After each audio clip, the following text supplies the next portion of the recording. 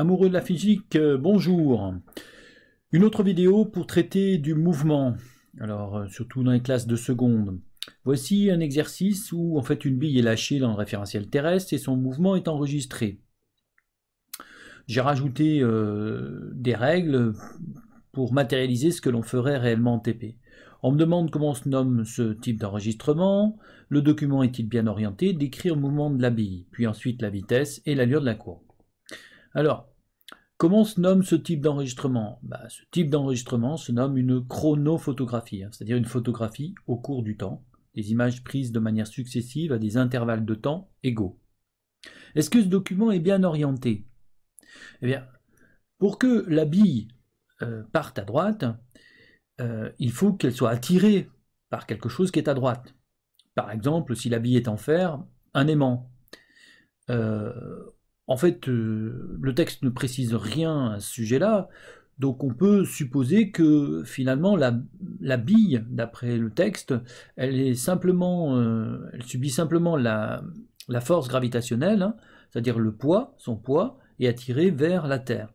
Et donc ce qui justifierait que finalement la bille devrait avoir une chute verticale, hein, vers le bas, ce qui n'est pas le cas. Donc d'après la question qui est posée, on peut supposer que le document est mal orienté. Il aurait dû faire un quart de tour et tout aurait dû être vertical.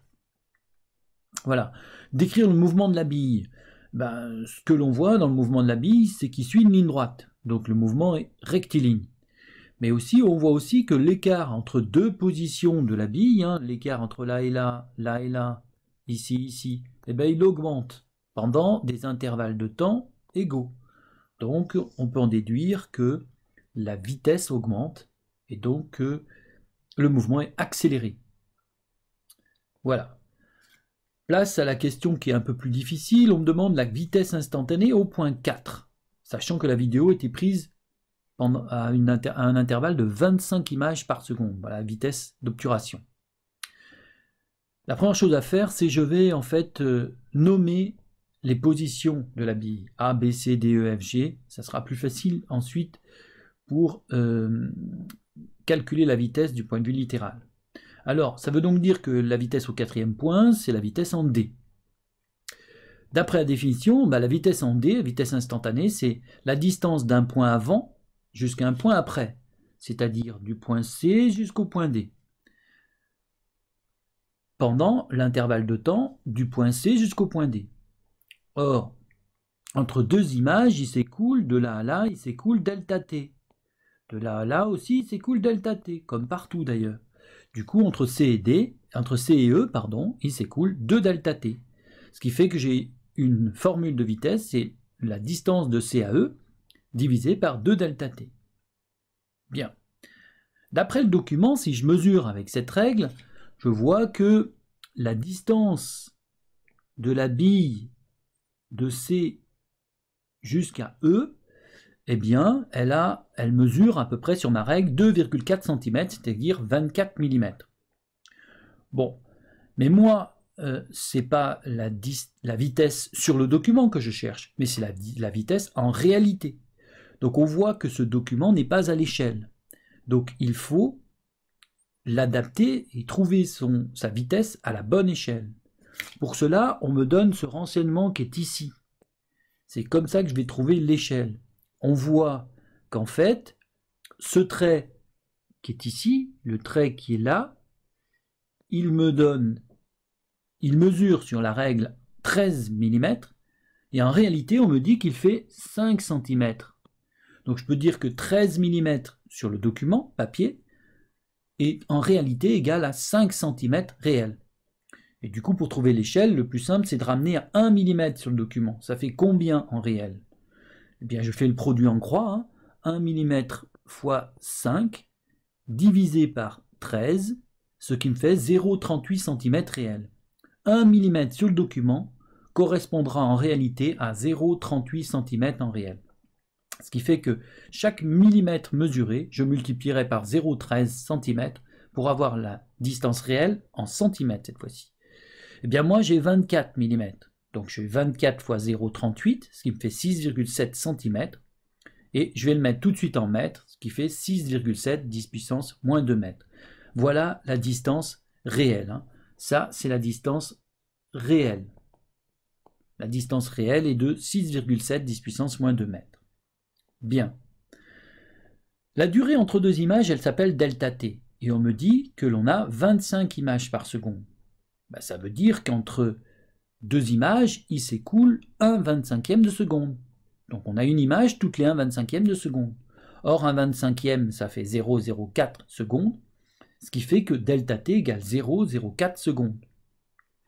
Donc si je reviens avec ma formule, la vitesse au point D, c'est la distance de CAE divisée par le temps pour aller de CAE, c'est-à-dire 2 delta t. J'obtiens 6,7 10 puissance moins 2, hein, c'est la distance réelle de CAE, divisée par la durée pour aller de CAE, c'est-à-dire 2 fois le temps entre deux positions de la bille, c'est-à-dire 2 fois 0,04. J'obtiens une vitesse de 0,84 mètres par seconde. Bien, si je dois tracer ce vecteur, eh bien, à raison de 1 cm représente 1 mètre par seconde, alors mon petit vecteur VD correspondra en fait à une flèche de 0,484 par contre centimètres. Donc je démarre de D, voilà, et je fais une flèche, c'est pas facile sur mon document, de 0,8. Et je donne son nom, c'est la vitesse en D, c'est un vecteur, c'est pour ça qu'on met une petite flèche au-dessus de VD. Voilà. Maintenant, la partie l'allure. Alors, la voici l'allure. Alors, je vais expliquer pourquoi. En fait, je vais saucissonner mon échelle horizontale tous les 1/25e de seconde.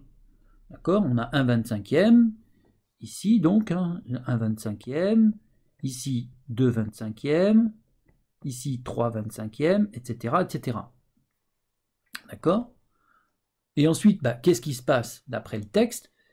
Au bout, on peut supposer, au bout de 1/25e de seconde, encore faut-il que la position 0 soit la position dans la main, ici, le 0 qui est ici, soit à la position de la main, imaginons que ce soit ça, bon, c'est pas très grave pour ma courbe, il y a 1/25e de seconde plus tard, il est en position A. Ça veut donc dire que si je prends l'ordonnée ici, voilà, eh bien la distance entre O et A correspond à la distance OA ici. Il est en position B ici. Donc la distance AB matérialisée ici se retrouve entre mes deux points qui sont là. D'accord? En position C, le voilà. Au bout de 3/25e de seconde, il est là. Donc finalement, cette distance BC, elle est là. Ensuite, la distance au point D, elle est là. La distance au point E, elle est là. Et la distance au point F, elle est là. Donc en fait, si je vois cette distance de E à F, eh bien, elle se retrouve ici, de E à F. Et on voit bien sur mon document que les écarts entre AB, BC, CD, DE augmentent. Et donc ces écarts augmentent et tous les 1/25e de seconde, ce qui me fait une courbe qui a cette forme-là, une courbe parabolique. Voilà pour l'allure de la courbe. Bien évidemment, c'est une allure, ça veut dire qu'on ne trace pas les points exacts, mais ça aura cette forme-là. On voit que les espaces, pendant des intervalles de temps qui sont toujours égaux, eh bien la distance augmente. Le point G sera, lui, beaucoup plus haut, par là, par exemple, le point G. Je ne sais pas si c'est vrai, mais voilà, si on coupe ici encore avec le même intervalle delta t, eh bien, nous aurions un point G encore beaucoup plus haut. Voilà. J'espère que cette vidéo vous aura été utile pour pouvoir mieux comprendre les chronophotographies, calculer les vitesses et puis en déduire l'allure de la courbe. Et moi je vous dis bonne révision et à bientôt. Au revoir.